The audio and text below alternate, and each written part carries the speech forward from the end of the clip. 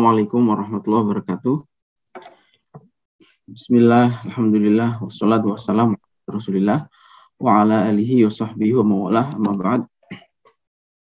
Yang saya hormati rekan-rekan sekalian, kita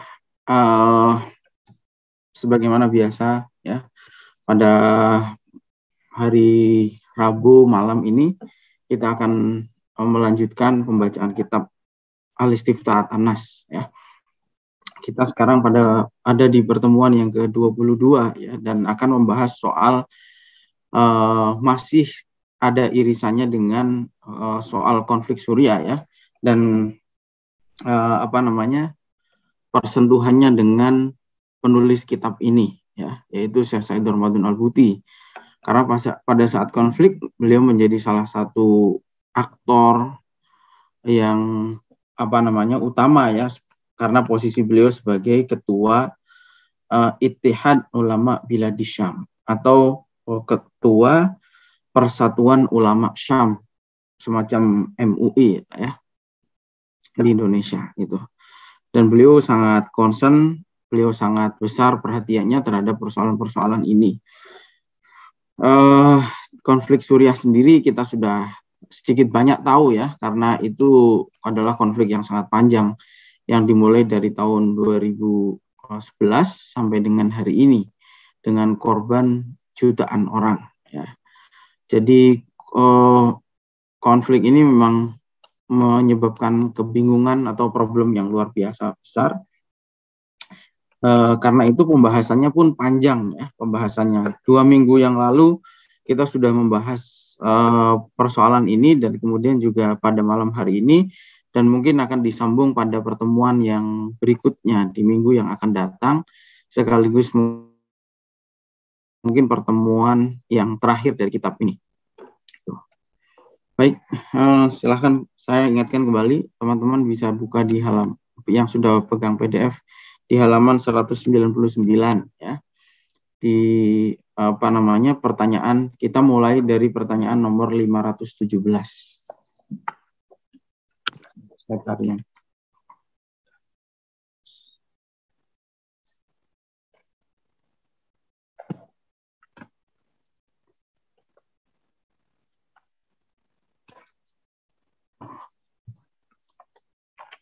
Di pertanyaan nomor 517 ya. Ini sebetulnya dari pertanyaan-pertanyaan yang masuk sebetulnya banyak meminta klarifikasi ya dari atas sikap pribadi beliau, yaitu sikap pribadi dari Syekh Said Darmadun Al-Buti terkait dengan pandangan-pandangannya soal konflik Suriah, karena di tengah konflik itu fitnahnya luar biasa ya.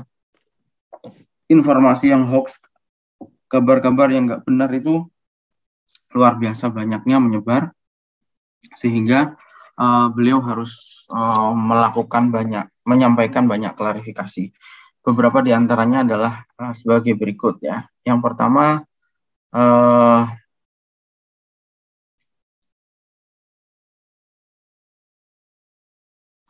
ada penanya yang menyampaikan begini, arju minkum anta'atuni bayanan yurihu sadri lima yadullu anna mawqifa syekhina al-Buti huwal haq. Fa inna ijma'a kasirin minan nas hauli ala takhti'atihi qad bada'a yadkhulu syukuk ila nafsi. Jadi ada penanya yang terang-terangan bertanya bahwa saya mohon diberikan penjelasan yang yang sangat jelas, yang menunjukkan bahwa pendapatnya Syekh Al-Buti itu adalah pendapat yang benar. Maksudnya gini, ini penanya ini meminta bukti, kira-kira apa hal yang membuat pendapatnya Syekh Buti ini benar, kira-kira argumentasinya apa gitu. Karena banyak orang di sekelilingnya ya, itu menyalahkan sikap Al-Buti, dan itu mulai menimbulkan keraguan di hati si penanya ini. Tapi jawaban beliau adalah sebagai berikut. La uhibbu an udafi'a an mawqifi min hadhil fitnah. Saya tidak ingin membela diri ya atas persoalan fitnah ini. Wahua mau atas sikap saya ini. Saya nggak ingin membela diri. Maksudnya ya kalau pendapat saya dianggap benar ya silahkan ikuti. Tapi saya juga nggak akan menyalahkan pendapat-pendapat orang lain. Gitu. Maksudnya ya terserah saja. Saya nggak ingin membela diri. Karena apa? Wa huwa mauqifun istalhamtu fihi ridullah wal tazamtu fihi bimawazinis syar'i.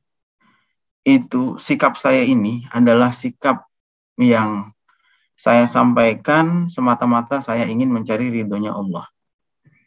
Dan saya mengambil keputusannya itu juga atas dasar pertimbangan syariat. Fa inna difa'i an mauqifi hadza yuhbitu ajri in kana li alaihi ajrun. Karena saya khawatir kalau saya membela diri, maksudnya saya hanya membenarkan diri saya khawatir pahala saya dikurangi. Pahala saya menjadi berkurang. Kalau seandainya ada mau ngaji dulu. Kemudian wa yadkhuluni fi sahadir riya wan nifaq. Dan kalau saya nanti membela diri itu saya khawatir ini termasuk sikap yang riya ya. Ataupun munafik. Wa inni la as'alullaha an yukrimani bi liqa'ihi wa ana tahirun naqiyyun minhuma. Dan saya berharap saya bisa bertemu dengan Allah nantinya itu dalam keadaan yang bersih. Walakinni aqulu laka ma qultuhu liman syaqqu wa bay'u ma yusamma al-mu'aradah al-musallahah. Tapi saya ingin menyampaikan satu hal. Itu. Dan ini adalah hal yang saya sampaikan kepada mereka yang melakukan pemberontakan bersenjata. Kan banyak ya pemberontakan bersenjata. Nggak tahu saya ada berapa faksi karena saking banyaknya faksi pemberontak bersenjata di sana itu. Misalnya kalau di Indonesia ya pemberontak yang pernah ada itu ya ada NII, DITII ya, Permesta, PRRI, OPM, GAM dan lain sebagainya. Tapi itu kan di tempat-tempat yang berbeda dan di waktu yang berbeda. Kalau ini bersamaan itu. Banyak sekali faksi-faksi para milisi bersenjata ini, oposisi bersenjata ya. Waqad marasu aktsara min wasilatin lindimami ilaihim. Qultu lahum ma huwal badil al-afdal wa ma huwa at-tariq al-amin wan nadhif ilaihi. Tapi saya sering menyampaikan ada atau tidak ya solusi yang lebih baik daripada menggunakan kekerasan. Terus kemudian ada atau tidak sih sebetulnya cara yang elegan, yang smooth, yang halus gitu. Tapi ternyata saya tidak pernah mendapatkan jawaban gitu. Wa hiya dzi basyairil badil qad tadahat. Dan setelah sekian lama kemudian dampak dari itu semua, dari pemberontakan bersenjata itu sudah jelas sekarang, yaitu harbun ahliyatun tusallimul watana ila Bernard Levy, yaitu perang saudara ya. Karena Suriah ternyata setelah terjadi peristiwa massa besar kayak gitu, demonstrasi, kemudian yang terjadi adalah perang saudara itu. Ketika banyak faksi-faksi kemudian terjadi perang saudara. Dan kemudian tusallimul watan ila Bernard Levy. Dan kemudian nasib negara ini digadaikan kepada Bernard Levy. Siapa Bernard Levy itu? Ini litaksimihi ila arba'i duwalatin. Nanti teman-teman bisa itu ya, buka profilnya Bernard Levy. Ini Bernard Levy ini mafia perang ya, orang Yahudi. Orang Yahudi menjadi mafia perang internasional. Dimanapun ada peperangan, Bernard Levy ini pasti ada di situ. Di negara manapun ya, di negara-negara Afrika, di Timur Tengah maupun di benua Amerika, pokoknya kalau ada keributan bersenjata mesti ada orang ini, Bernard Levy ini. Dia mafia perang, memang pekerjaannya adalah membuat peperangan di berbagai negara ya. Karena kan ada orang-orang yang memang cari makannya dari perang, dia jual senjata, dia jual jasa militer dan seterusnya. Dia juga bisnis infrastruktur. Kalau perang hancur, pembangunan lagi dapat proyek infrastruktur. Nah, ini orang-orang model seperti Bernard Levy ini.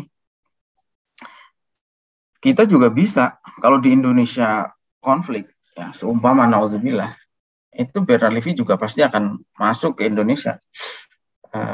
Mungkin juga yang masuk persenjataan di Papua untuk pemberontakan itu juga ada kaitannya sama orang yang namanya Bernard Levy ini, ya. Dan ini videonya beredar lah.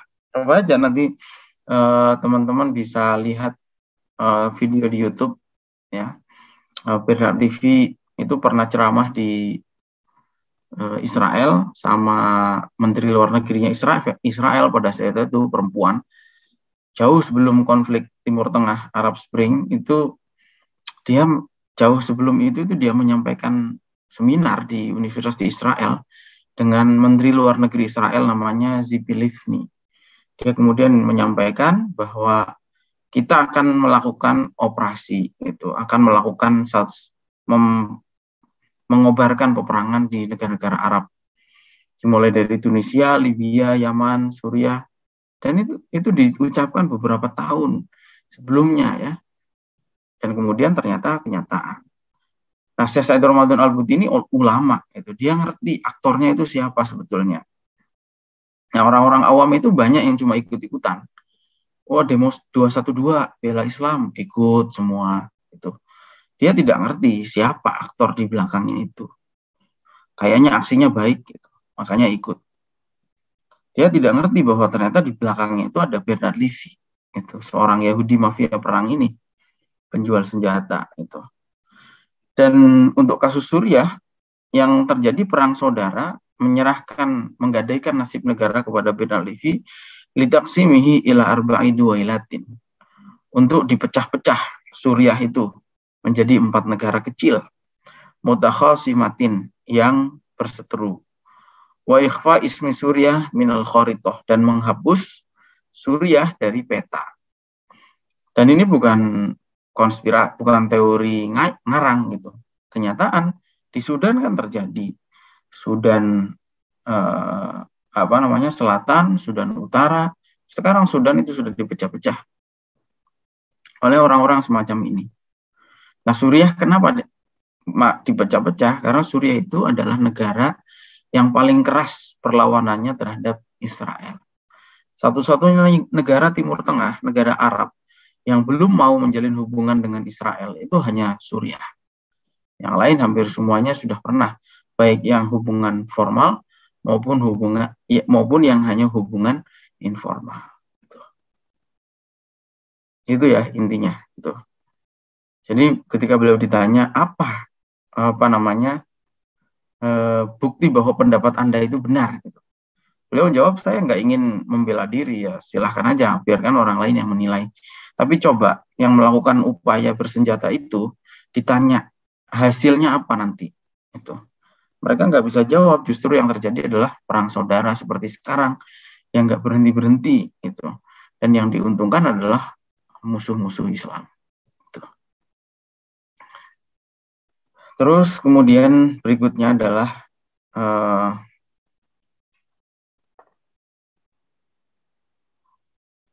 begini, ini pertanyaan dari demonstran. Syekh Buti kan menyampaikan bahwa kalau ingin mengkritik seseorang, termasuk mengkritik pemerintah, sampaikan secara langsung, jangan disampaikan di jalanan, gitu. Karena dampaknya akan buruk. Gitu. Orang-orang itu di jalan, kalau orang sudah berkumpul, psikologi massa itu, meskipun berangkat dari rumahnya itu ikhlas, gitu. Kalau sudah berkumpul dalam jumlah besar, itu mudah sekali dibelokkan misinya. Ini psikologi massa. Seperti zamannya Sayyidina Utsman. Orang-orang itu menuntut keadilan awalnya kepada Sayyidina Utsman. Karena dianggap Sayyidina Khalifah Utsman bin Affan itu dulu dianggap nepotis. Tapi ketika massa sudah berkumpul banyak di sekitar rumahnya Khalifah Utsman bin Affan, itu lain. Yang tidak direncanakan sebelumnya, itu menjadi terjadi. Tiba-tiba saja ada yang loncat pagar, masuk ke dalam rumahnya Utsman. Utsman pada saat itu sedang membaca Al-Quran, digorok lehernya. Ditusuk ya dadanya itu. Itu psikologi massa. Gampang sekali orang kalau sudah berkumpul banyak seperti itu, mudah dibelokkan.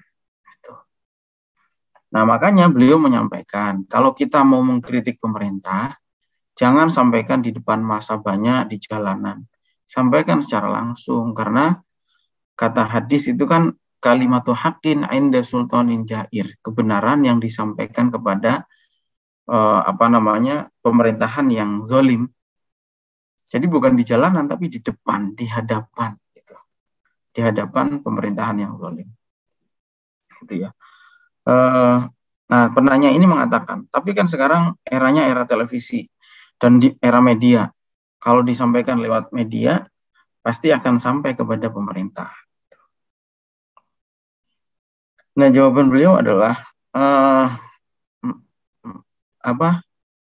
beliau mengatakan bahwa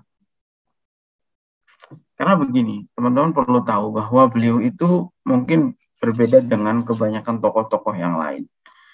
Beliau itu kalau di depan pemerintah, kalau di depan pemerintah sangat keras kritiknya. Tapi kalau di depan rakyatnya, dia menenangkan supaya rakyatnya tidak terprovokasi. Gitu.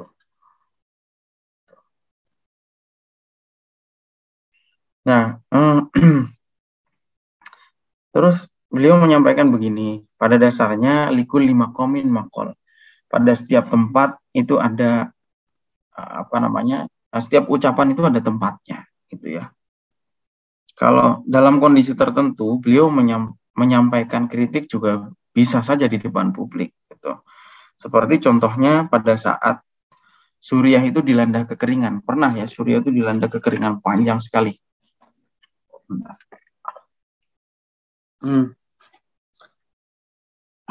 Jadi pernah Suriah itu dilanda kekeringan panjang. Kemudian dilakukan sholat istisqa oleh Kementerian Agama lah. Kalau di sini Kementerian Agama, di sana Wizaratul Auqaf, Kementerian Wakaf. Kemudian menyampaikan begini beliau secara terbuka di dalam khutbahnya bahwa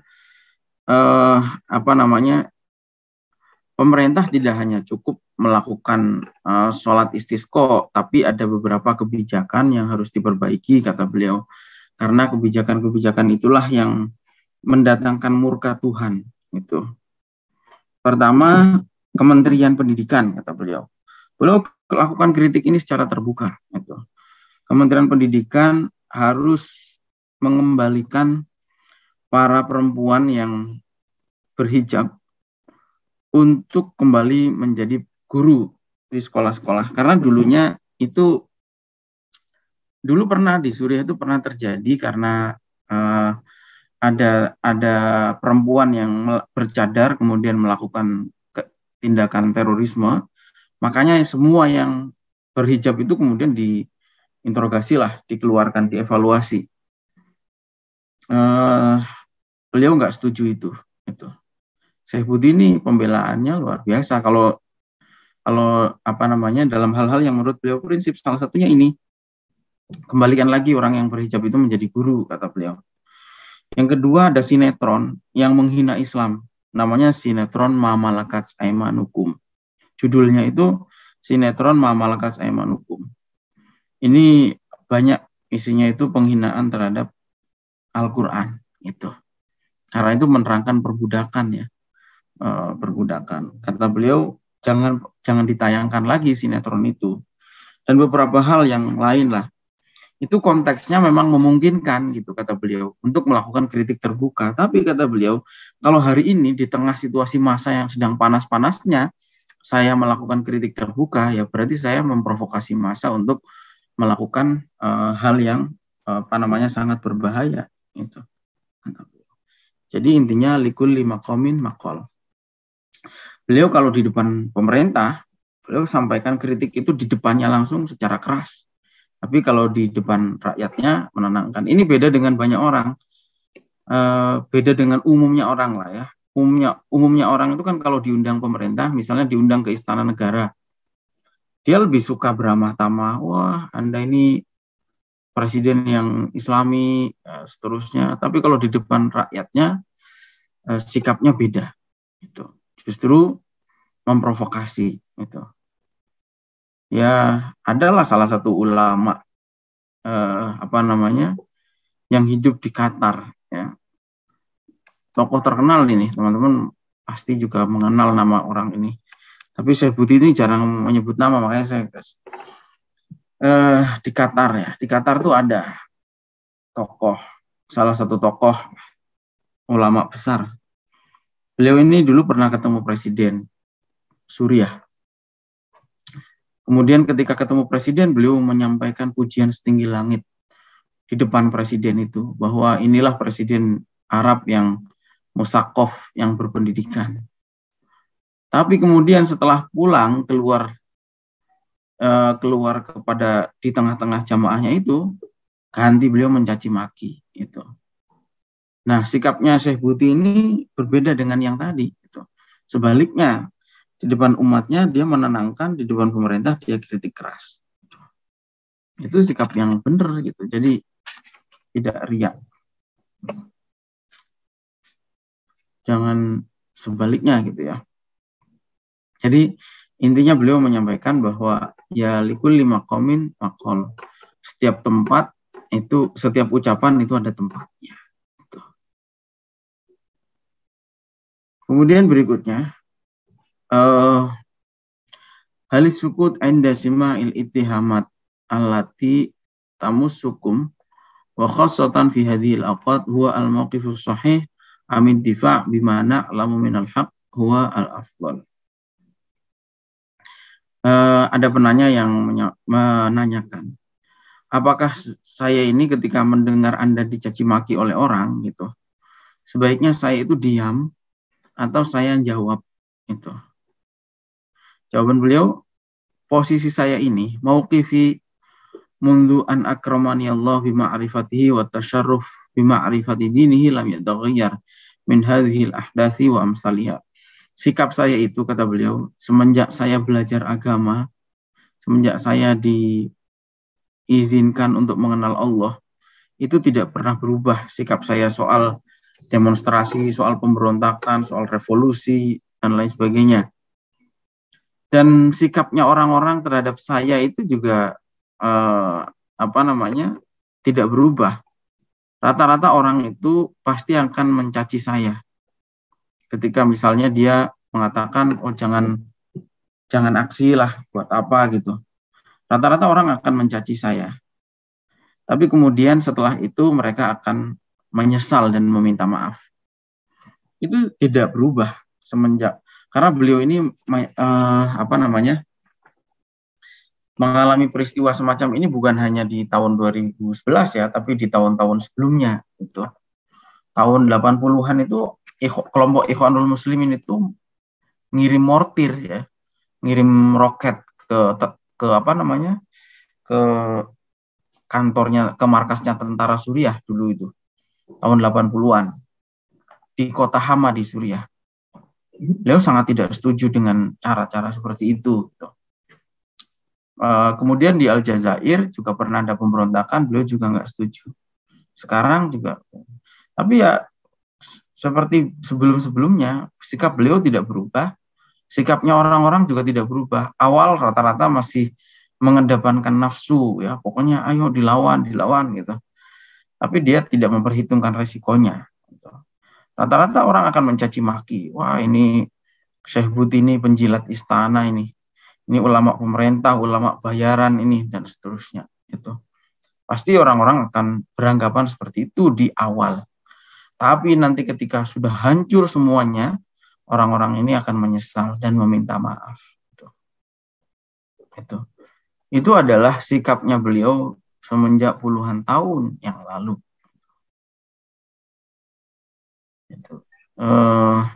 Termasuk dari beberapa orang yang alim ya di Suriah.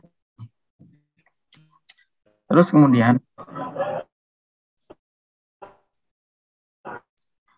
berikutnya adalah yaitu sikapnya beliau ketika ada persoalan antara Ikhwanul Muslimin dengan pemerintah.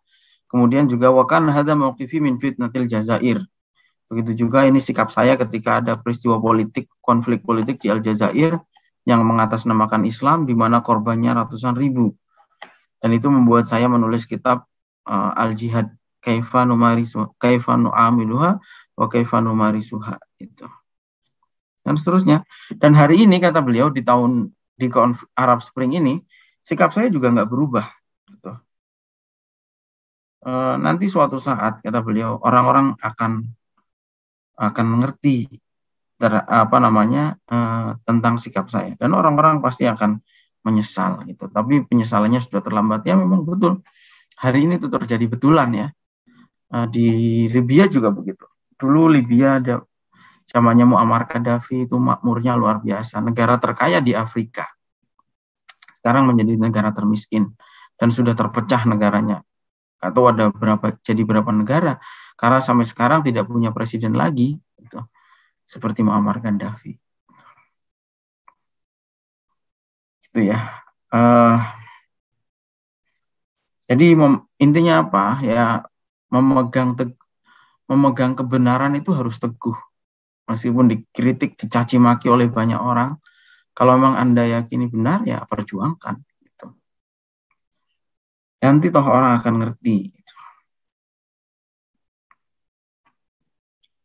Kemudian ya salah satu kalimat yang sering dikutip oleh beliau adalah idza aqbalatil fitan adrokahal uqola wa idza adbarat adrokahal juhala.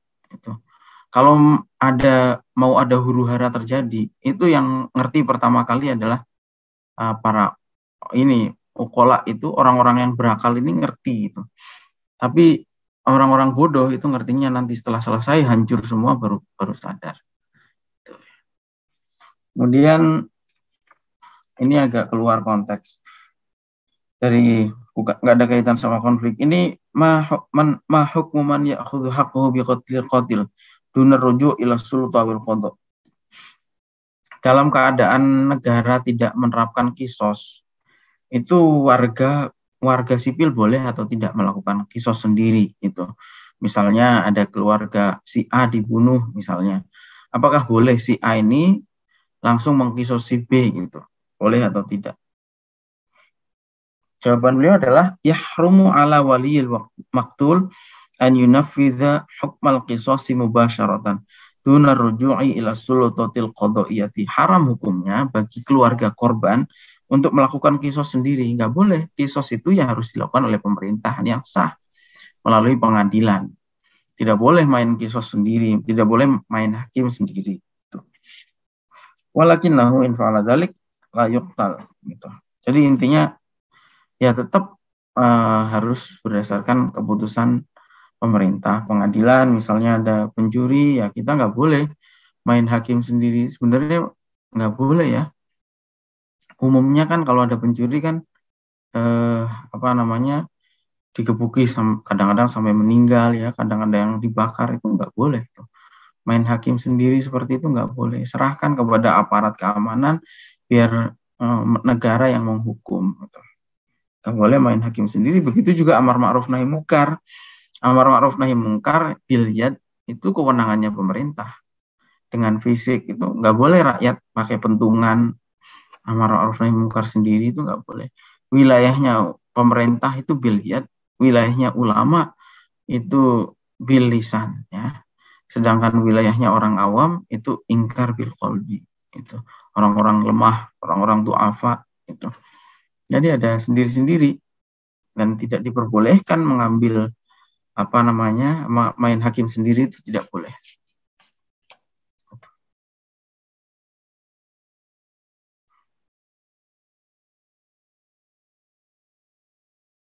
Oke, kemudian berikutnya adalah ini ada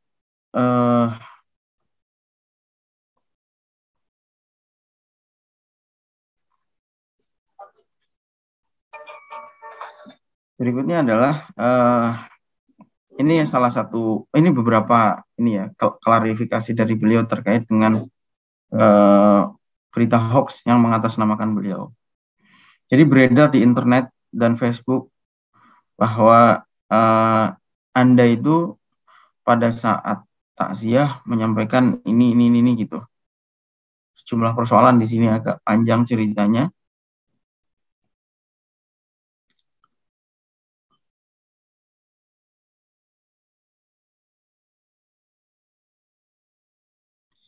Tapi beliau menyatakan saya nggak pernah, apalagi sampai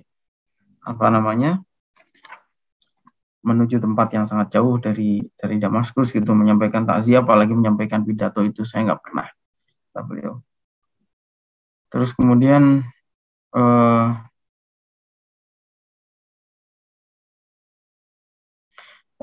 Assalamualaikum Sayyidi Syekh gitu.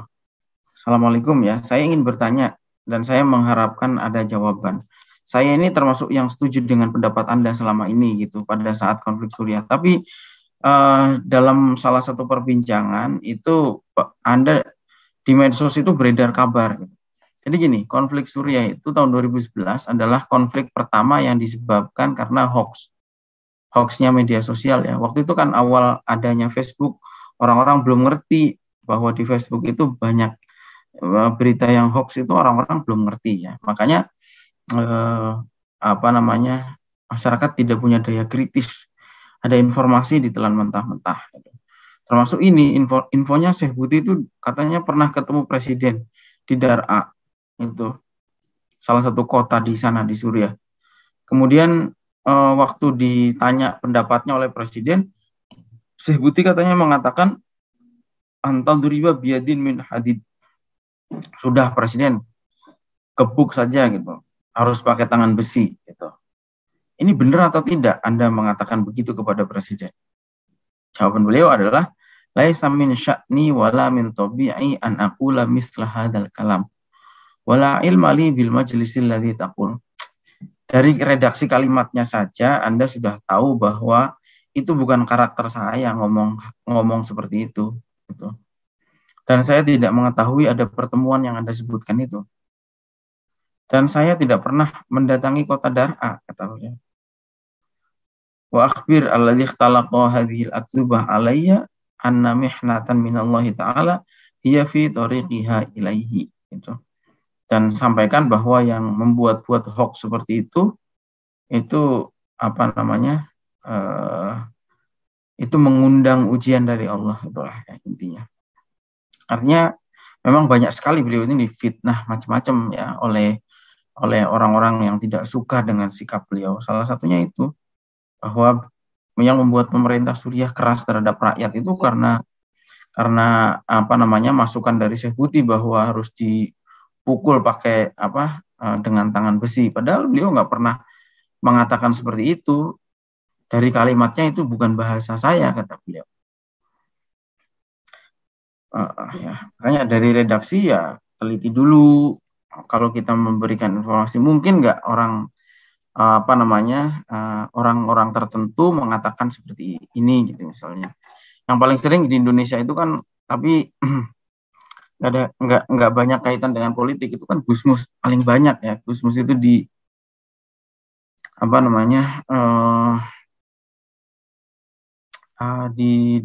namanya dipakailah untuk tulisan-tulisan tertentu gitu. Ya, begitu juga tokoh-tokoh yang lain. Ya, apalagi zaman medsos memang harus kritis betul ya, menerima informasi. Jadi beliau saja dulu tahun 2011, apalagi sekarang kita di 10 tahun berikutnya ketika ledakan informasi itu betul-betul terjadi sekarang ya. Semua orang bisa bikin konten, bahkan bisa dengan gambar dan mimik ya. Itu. Misalnya dengan foto saja sekarang kan bisa bergerak ya, foto itu bisa bergerak seakan-akan ngomong padahal yang bersangkutan itu tidak berbicara seperti itu.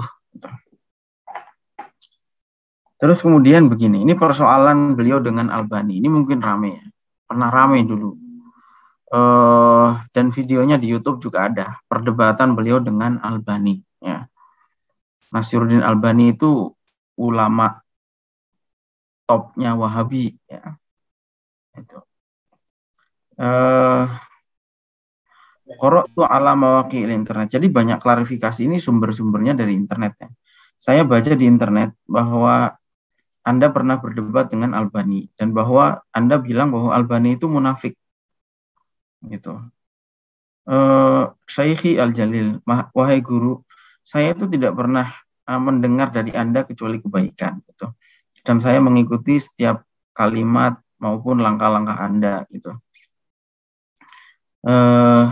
Tetapi wahai guru saya itu mendengar kalimat tadi bahwa Anda itu mengatakan bahwa Albani itu munafik, itu gimana itu? Ya jawaban Syekh Buti itu luar biasa ya. Asy-Syaikh Al-Albani minal ulama alladzina kuntu ajulluhum fi hayatihim wa ad'u lahum ba'da mamatihim. Syekh Albani itu adalah ulama yang saya hormati, kata beliau, pada saat dia hidup. Dan saya selalu mendoakan Albani setelah Albani itu meninggal. Walam yakun baini wa bainahu illa ma yakunu bainal ulama. Dan antara saya dan Albani itu ya seperti umumnya ulama, minal hiwar wan niqash gitu. Ulama itu biasa diskusi, debat itu biasa. Dalam rangka apa? Likashfil haqqi wa tamyizihi minal batil. Untuk mencari kebenaran gitu. Dan membedakannya dengan sesuatu yang batil gitu. Jadi intinya beliau menyampaikan Albani itu ya ulama. Saya menghormatinya selama dia hidup, saya mendoakannya setelah dia mati. Adapun yang pernah terjadi diskusi saya dengan Albani itu ya lumrah, hal yang umum. Ulama itu diskusi biasa dalam rangka mencari kebenaran. Gitu. Makanya aneh kalau ada yang bilang saya pernah menganggap Albani munafik. Wal hiwarul ladzi baini wa bainahu musajjalun. Anda kan bisa lihat rekamannya, kan itu direkam diskusinya. Ada nggak kalimat saya seperti itu? Kan tidak ada. Gitu. Nggak, dan pernah gini, ini cerita ya. Syekh Buti itu pernah didatangi oleh jandanya Albani. Ada perempuan yang pernah dinikahi oleh Albani. Kemudian perempuan itu datang kepada Syekh Buti. Perempuan itu belum, kemudian datang langsung cerita tentang aib-aibnya Albani. Dan hal yang buruk dari Albani itu diceritakan. Langsung ketika Syekh Buti ini dengar didatengin sama jandanya Albani itu menjelek-jelekkan, menyebar aibnya Albani. Albani itu ini, itu. Beliau langsung udah diam. Gitu. Kalau Anda mau ngerasani seseorang ya jangan di depan saya. Gitu. Itu akhlaknya ulama. Memang luar biasa sekali. Akhlaknya Syekh Buti ini luar biasa. Meskipun Syekh Buti itu dijelek-jelekkan oleh Albani, tapi Syekh Buti nggak membalas gitu. Ini akhlaknya ulama. Ya biasa saja gitu. Meskipun Albani itu terkenal, ada beberapa hal yang kurang baik dari Albani ya. Malahan ada yang nulis kitab khusus, judulnya itu Syataimul Albani. Kalau dikata orang Jawa itu pisuhan-pisuhannya Albani, kata-kata kasar dari Albani itu ada yang tulis khusus gitu. Beliau nggak mau bahas hal-hal seperti itu. Udahlah, ya. Kalau memang ada aibnya, ya udah. Jangan diceritakan di depan saya, itu kata beliau. Itu memang ulama ya.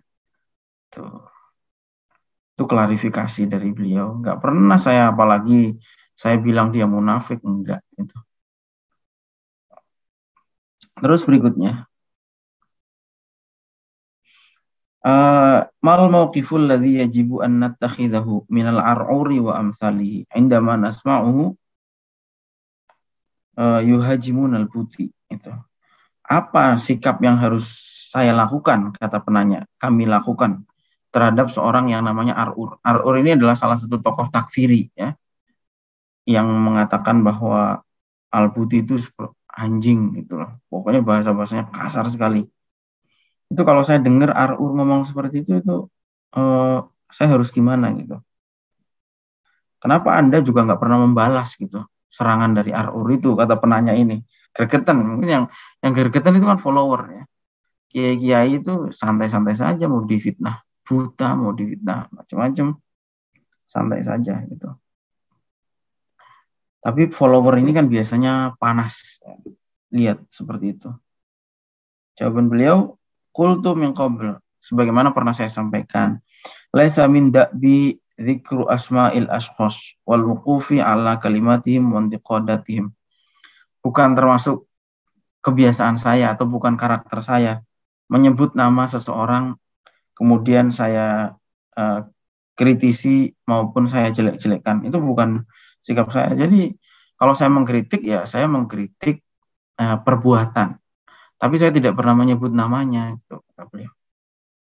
Amma ma dzakarta an lisanihim, adapun kalau Anda tadi bilang mereka menjelek-jelekan saya dan memfitnah saya bahwa saya ini penjilat dan seterusnya, itu dan saya ini katanya dijaga oleh polisi, oleh tentara, itu ya semua orang juga tahu kok. Tetangga-tetangga saya tahu, jamaah saya tahu bahwa itu tidak pernah terjadi.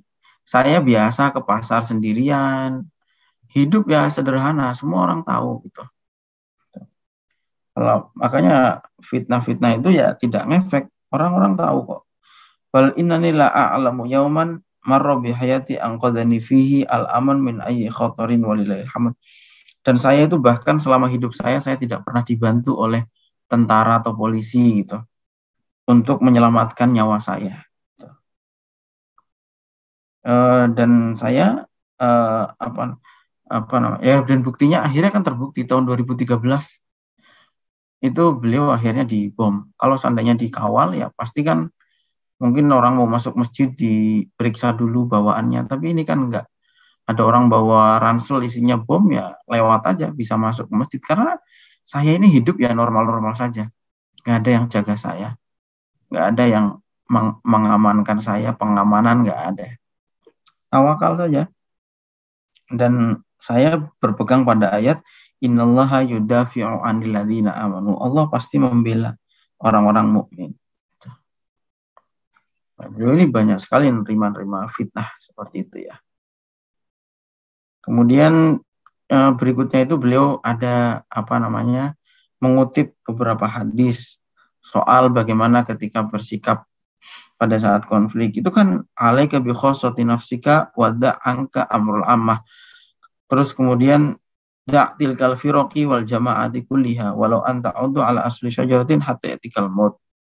Dan hadis-hadis yang lain itu intinya hadis-hadis itu menyampaikan kalau terjadi huru-hara dan lain sebagainya itu sudah kita nggak usah ikut campur. Maksudnya kalau kita tidak ngerti kecuali kita bisa memberi pencerahan harus ngomong gitu. Tapi kalau kita nggak ngerti sesuatu, mana ini yang benar, mana yang salah, ya sudah, diam saja. Urusi urusan diri sendiri. Gitu. Kemudian,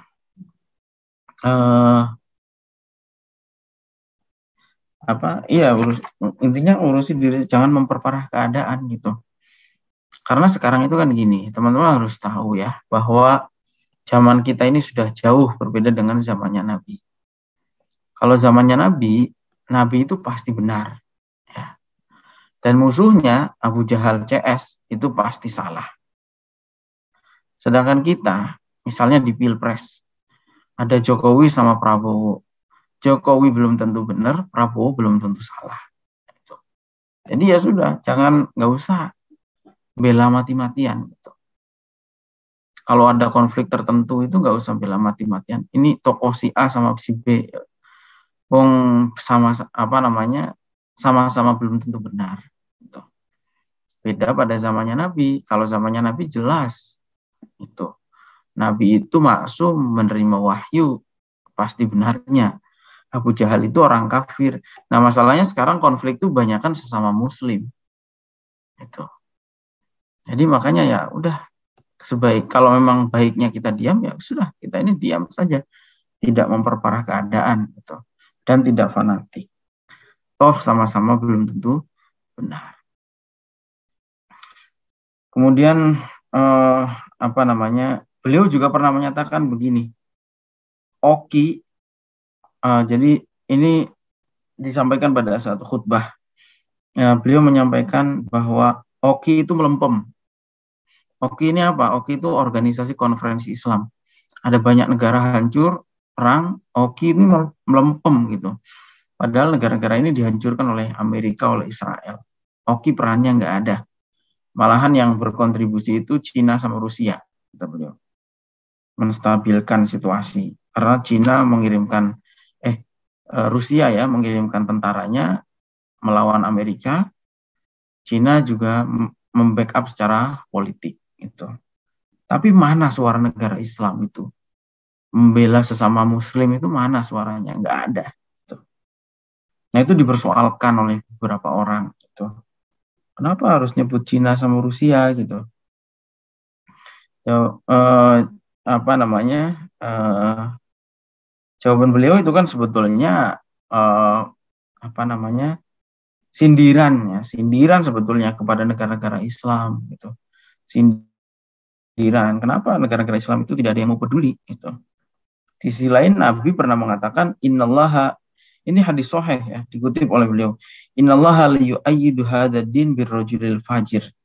Allah itu akan menolong agama ini dengan apa namanya? Seorang yang zalim itu, yang nakal. Ya kan sering kiai-kiai itu justru yang bantu preman-preman gitu kan. Ada ya yang begitu-begitu modelnya ada. Tapi maksudnya bukan berarti memuji orang-orang zalim itu gitu.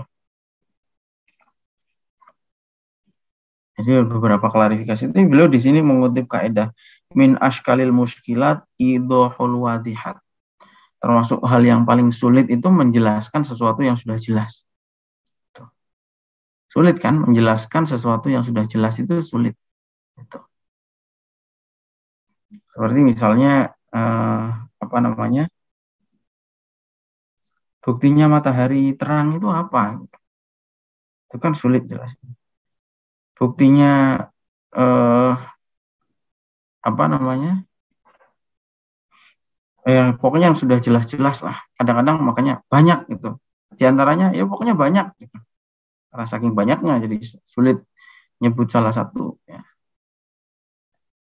Terus kemudian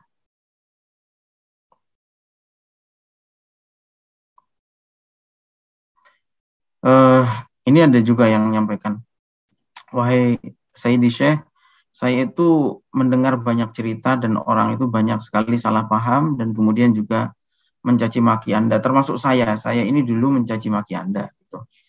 Tapi sekarang saya istighfar dan meminta maaf gitu. Karena itu saya berharap Anda bisa memaafkan saya.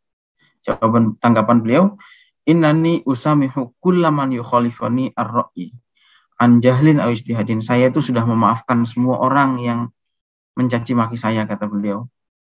Dan yang berbeda pendapat dengan saya sudah maafkan. Baik yang mencaci maki saya karena tidak tahu atau mencaci maki saya karena dia berijtihad itu. Bahkan kalau memang saya mendoakan pahala buat mereka itu. Karena niatnya ya. Kalau seumpama dia tidak ngerti apa namanya? Berarti niatnya baik cuman karena belum tahu saja gitu. Mudah-mudahan dapat pahala. Atau karena kalau dia misalnya sudah berijtihad, kemudian sikapnya beda dengan saya, ya mudah-mudahan dapat pahala dia sudah berijtihad. Jadi saya itu nggak pernah dendam, nggak pernah apa, kata beliau. Luar biasa sekali gitu. Nah, tapi begini, ada satu hal, yaitu orang yang menyerang saya karena takabur dan karena sikapnya yang tidak jujur. Bahkan seumpama saya memaafkan, itu dia akan mendapatkan murkanya Allah. Kan politisi-politisi ini kan banyak yang sikapnya antara yang di depan, dia sebenarnya ngerti, tapi karena kepentingan politiknya dia bersikap sebaliknya. Nah itu, kalau itu meskipun seumpama saya memaafkan, itu dia terancam mendapatkan kemarahan dari Allah. Tapi kalau yang tadi model Anda karena Anda tidak tahu ya itu apa namanya tidak masalah gitu. Saya sudah maafkan gitu. Dan bahkan tadi beliau menyampaikan mendoakan kalau ada yang tidak setuju mencaci maki saya karena bodoh, ya udah mungkin niatnya baik, mudah-mudahan dapat pahala. Hanya belum tahu saja. Kalau yang ijtihad, mudah-mudahan dapat pahala ijtihadnya. Tapi kalau seumpama dia mengetahui pendapat saya ini benar, lalu dia sombong, tidak mau mengakui, dia menyalahi apa yang saya sampaikan, itu meskipun saya memaafkan, Allah yang marah. Terus kemudian ini ada lagi cerita. Ada orang yang hidup di Duma. Itu ketika masuk para milisi itu, milisi yang mendukung pemerintah di sini, itu mereka membawa fotonya presiden. Kemudian posternya presiden itu ditaruh di lantai. Kemudian kami ini disuruh sujud di atasnya. Padahal kami ini itu untuk membuktikan bahwa kami ini bukan demonstran. Padahal kami ini nggak pernah demonstrasi gitu. Tapi dipaksa seperti itu dosa apa enggak? Apa ada kafaratnya atau enggak? Jawaban beliau simpel. Udah, anggap saja poster itu adalah sajadah. Kamu sujudnya tetap kepada Allah gitu. Udah anggap saja itu sajadah itu. Anda sujud di situ, sajadahnya adalah poster tersebut. Sujudnya Anda itu, niatkan sujud Anda itu kepada Allah. Dengan demikian Anda mendapatkan pahala sujud. Anda malah mendapatkan pahala sujud, tidak mendapatkan kekafiran sama sekali. Terus kemudian di berikutnya ada satu hadis singkatnya, beliau mengutip hadis itu, takunu fisnatun tastanziful arab qadslaha finnar. Nabi itu pernah bersabda, akan ada fitnah yang menimpa menghilangkan bangsa Arab, dan yang terbunuh pada saat fitnah itu masuk neraka. Al-lisanu fiha asyaddu min waqis saif. Pada hari itu lidah itu lebih tajam daripada pedang. Itu. Ya. Intinya apa? Bahwa beliau mengingatkan bahwa yang namanya ideologi takfiri, mudah mengkafirkan, membid'ahkan, memusyrikkan, itu pada zaman akhir itu lebih berbahaya daripada pedang. Gitu. Dan orang yang tangannya bersih tapi dia menyebarkan ideologi radikalisme, itu dosanya lebih besar daripada orang yang memegang pedang. Kenapa?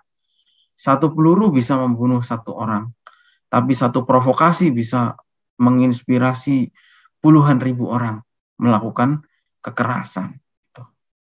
Al-lisanu fiha asyaddu min waqis saif.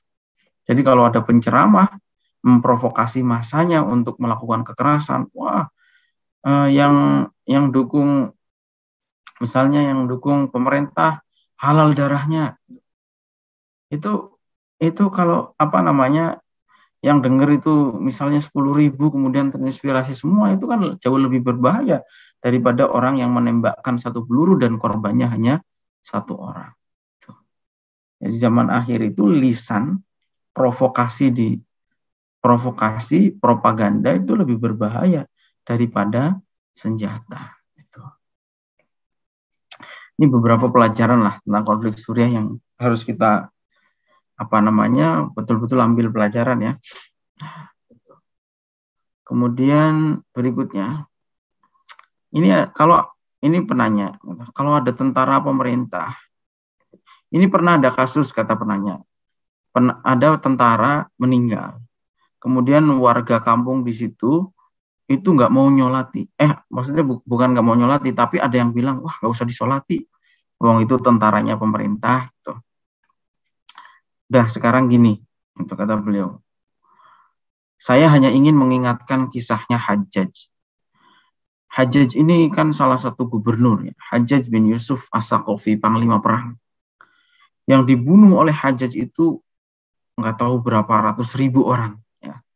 Bahkan Hajjaj itu pernah membakar Ka'bah. Ka'bah saja dibakar oleh Hajjaj. Tentara sekarang nggak ada yang sampai tega membakar Ka'bah. Ya, tapi zaman dulu Hajjaj itu sampai membakar Ka'bah. Sampai menyalib orang di depan Ka'bah. Gitu. Sampai membunuh ratusan ribu orang, sampai membuat piramid dari tengkorak manusia, dari kepala manusia. Saking tingginya ditumpuk oleh Hajjaj. Tapi kan Anda tahu sikapnya para ulama di masa itu dan umat Islam. Semuanya Hajjaj itu disolati. Amma in kana hunaka man yaqulu bi annahu kadzibun fi islamihi. Adapun kalau Anda mengatakan wah itu bohong, itu Islamnya tentara, itu Islam pura-pura itu dia non muslim. Nah, Anda apa nggak melihat Rasulullah Shallallahu Alaihi Wasallam waktu Abdullah bin Ubay bin Salul itu meninggal, padahal dia adalah pimpinannya orang munafik, tapi karena lahirnya iman, Rasulullah menyolati itu. Padahal Rasulullah menerima wahyu bahwa ini orang munafik. Gitu. Nah, gitu ya. Al-mushkil anna fin nasi man alghama wazinal ilmi. Tapi yang jadi masalah itu sekarang orang tidak jujur. Gitu. Karena kepentingan politik, akhirnya dia tidak menggunakan ilmu lagi. Tidak menggunakan hukum. Pakai yang dikedepankan adalah nafsu. Karena ini musuh politiknya, jadi nggak mau disolati. Padahal Hajjaj saja dulu yang lebih parah. Yang sampai bakar Ka'bah, membunuh ratusan ribu umat Islam, itu pada saat itu disolati oleh para ulama.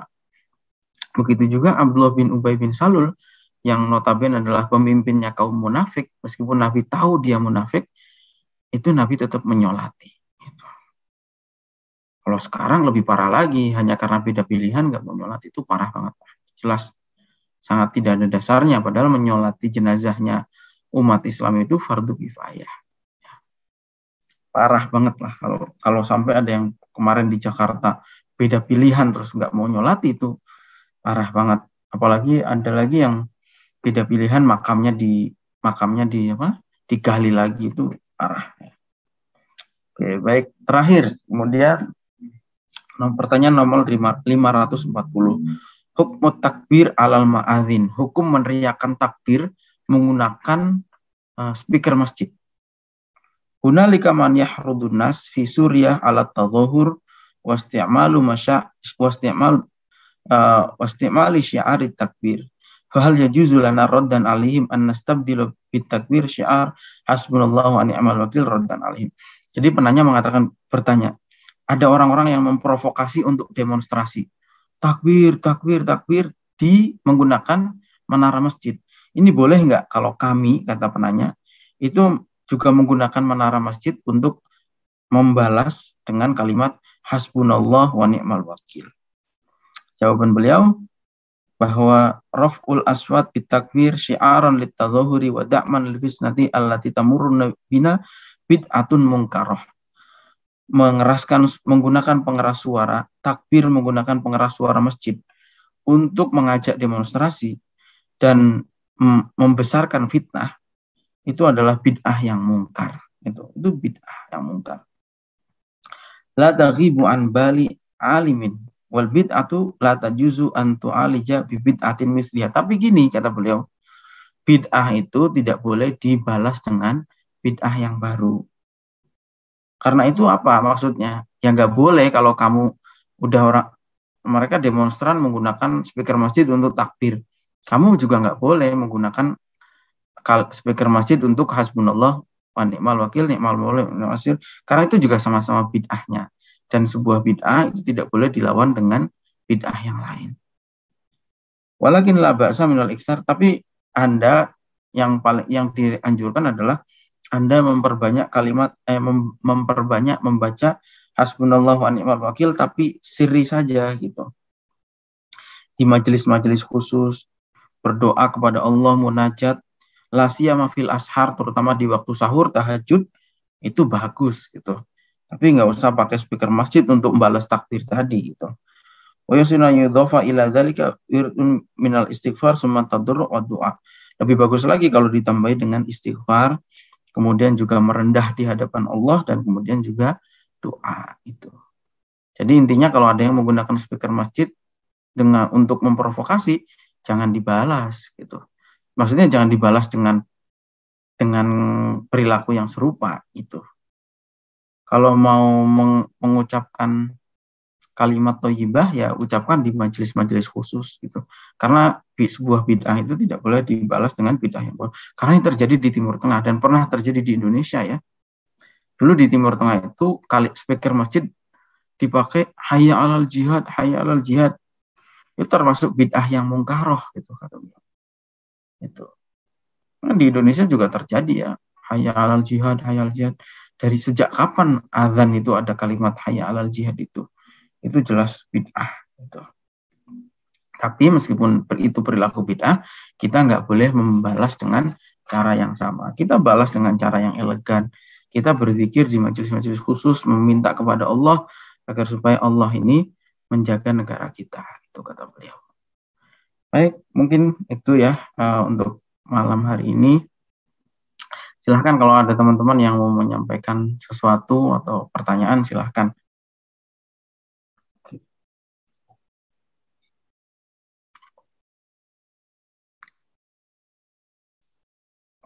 Kalau tidak ada, kita cukupkan ya.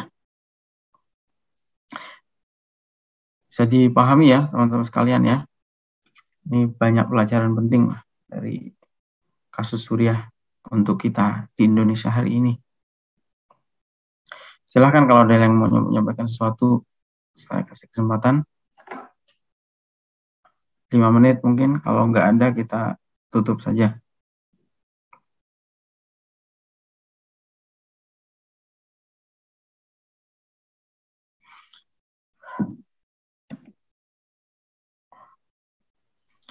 Oke, baik, cukup ya. Saya pikir mudah-mudahan apa yang kita pelajari pada malam hari ini bermanfaat ya. Insya Allah minggu depan untuk kitab ini akan selesai lah mudah-mudahan ya. Kita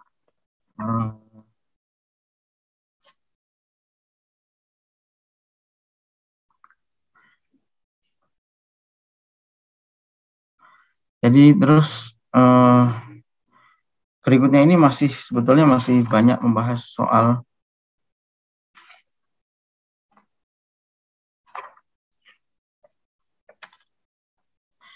di bab terakhir ini banyak membahas persoalan-persoalan fitnah ya.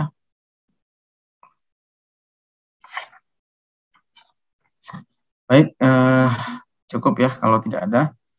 Kita lanjutkan minggu depan di pertanyaan nomor 541. Sumaqalul musannif hukmu man yujbiru alal kufri wallahu a'lam bishawab. Wassalamualaikum warahmatullahi wabarakatuh.